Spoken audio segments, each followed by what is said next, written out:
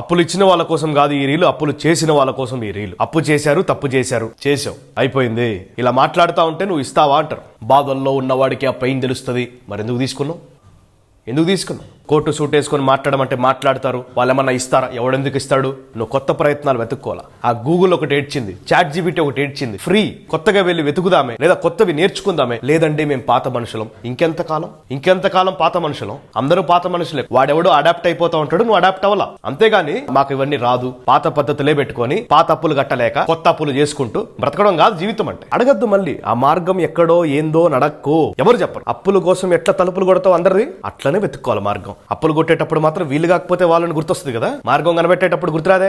మీరు డిసైడ్ అయితేనే గెలవగలుగుతారు. అప్పులు ఇచ్చినోడు నిన్ను నమ్మి ఇచ్చాడు, వాడు ఎంత పెద్ద రౌడీ అవని, వాడు మనిషే. నువ్వు ఏ రోజు వాడితో మాట్లాడలేదే, వాడినే దబాయిస్తావు కాల్ చేసి. అప్పులు ఇచ్చినోడిని దబాయిస్తే వాడి కోపం రాదు.